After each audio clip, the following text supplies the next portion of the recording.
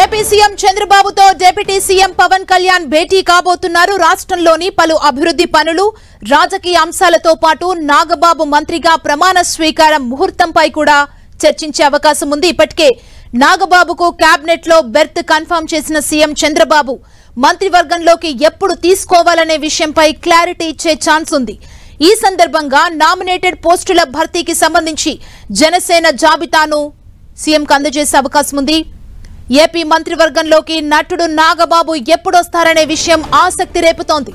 ముందు మంత్రిగా చేర్చుకున్న తర్వాత ఎమ్మెల్సీగా ఎన్నిక చేస్తారా, లేకుంటే ఎమ్మెల్సీగా ఎన్నిక చేశాకే మంత్రివర్గంలోకి తీసుకుంటారనే దానిపై పొలిటికల్ సర్కిల్స్ చర్చ నడుస్తోంది.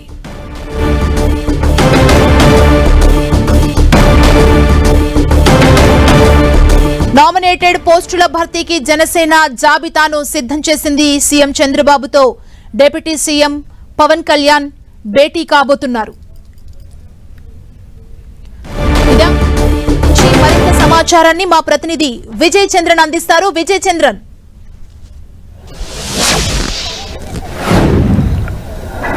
సీఎం చంద్రబాబు నాయుడుతో డిప్యూటీ సీఎం పవన్ కళ్యాణ్ మరి కాసేపట్లో భేటీ కాబోతున్నారు. ఏపీ సెక్రటరీకి ఇప్పటికే పవన్ కళ్యాణ్ రావడం జరిగింది. చంద్రబాబు నాయుడు హెలికాప్టర్ కూడా పోలవరం నుంచి నేరుగా సెక్రటరీ వద్దకు దిగింది. మరి కాసేపట్లో చంద్రబాబు నాయుడు కూడా ఫస్ట్ లెవెల్ చేరుకున్నాడు. వీరిద్దరి మధ్య ప్రధానంగా ఈ నాగబాబుకు సంబంధించినటువంటి ప్రమాణ స్వీకారం ఎప్పుడు చేయాలి, ఆయనకు ముందుగా ఎమ్మెల్సీ చేసిన తర్వాత ఆయనను మంత్రిని చేస్తారు, లేదంటే మంత్రి చేసిన తర్వాత 6 నెలల్లోగా ఆయన ఎమ్మెల్సీ ఎంపికగా చేయడం జరుగుతుంది అనే దాని మీద చర్చ జరిగింది. అంతేకాకుండా ఆయనకు ఏ పోర్టుఫోలియో ఇవ్వాలి అనే దాని మీద కూడా ఇదివరకే కొంత చర్చలు అయితే జరగడం జరిగింది. వీటితో పాటు నామినేటెడ్ పోస్టులు పెండింగ్ లో ఉన్నటువంటి మీద జనసేన పార్టీకి సంబంధించిన నాయకులకు ఎంతమందికి ఇవ్వాలి, ఎవరెవరికి ఇవ్వాలనే దాని మీద కూడా ఈ రోజు సమగ్రంగా చర్చ జరగనుంది. ఇప్పటికే ఎవరెవరికి ఇవ్వాలనే దాని మీద ఒక ఎక్సర్సైజ్ చేసినటువంటి పవన్ కళ్యాణ్ ఒక జాబితాను సిద్ధం చేసుకోవడం జరిగింది.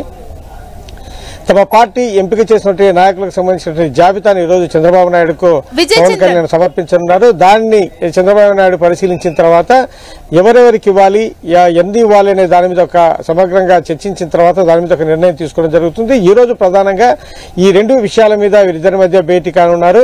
ఈ పవన్ కళ్యాణ్ అన్నైనటువంటి నాగబాబుకు సంబంధించి ఆయనను రాజ్యసభకు పంపాలా అని చెప్పేసి మొదట పవన్ కళ్యాణ్ భావించినప్పటికీ కూడా అయితే కొన్ని కారణాల చేత చంద్రబాబు నాయుడు మంత్రివర్గంలోనికి అతన్ని తీసుకుంటాము. రాజ్యసభకు తెలుగుదేశం పార్టీకి చెందినటువంటి వారికి మంత్రిగా చేర్చుకున్న తర్వాత ఎమ్మెల్సీగా ఎన్నిక చేస్తారా, లేదంటే ఎమ్మెల్సీగా ఎన్నిక చేశాకే మంత్రివర్గంలోకి తీసుకుంటారా కల్పించడం మీద సంతృప్తి వ్యక్తం చేయడం జరిగింది. అయితే దీంట్లో నాగబాబుకు ఏ శాఖ ఇస్తారనే దాని మీద కూడా గుల్లమల్లాలు పడిన తర్వాత అయితే సినిమాటోగ్రఫీ శాఖను ఆయనకి ఇచ్చే అవకాశాలు ఉన్నాయని చెప్పేసి భావిస్తా ఉన్నారు. ఎందుకంటే ఇప్పటికే ఆ శాఖ జనసేనకు చెందినటువంటి మంత్రి వద్ద ఉన్న నేపథ్యంలో దాంట్లో ఎటువంటి సమస్యలు ఉండవు కాబట్టి దానికి సంబంధించినటువంటి శాఖను ఇస్తే బాగుంటుందనేటువంటి అభిప్రాయం కూడా వచ్చినట్టుగా తెలుస్తోంది. వీటితో పాటు ఏ శాఖలు కేటాయించలేదు దాని మీద కూడా కొంత చర్చ జరుగుతోంది. అయితే కీలకమైనటువంటి శాఖలు అయితే కనుక నాగబాబుకి ఇచ్చే అవకాశం లేనట్లుగా మనకు తెలుస్తుంది. ఎందుకంటే పాలనా అనుభవం లేకపోవడం అయితేనేమి, తర్వాత ఆయన కొత్తగా మంత్రివర్గంలో ఫస్ట్ టైం చేరడం అయితేనేమి, చట్టసభల్లో ఆయన ఎటువంటి ప్రాతినిధ్యం ఇంతవరకు లేనటువంటి నేపథ్యంలో ఈ సినిమాటోగ్రఫీతో పాటు కొన్ని శాఖలు ఏవైనా ఇవ్వాలని చెప్పేసి భావించడం జరుగుతోంది. దీని మీద ఆయన ఈ రోజు ఎక్సర్సైజ్ చేయడం జరుగుతుంది. చంద్రబాబు నాయుడు ఏపీ సెక్రటరియట్ లోకి రానున్నారు.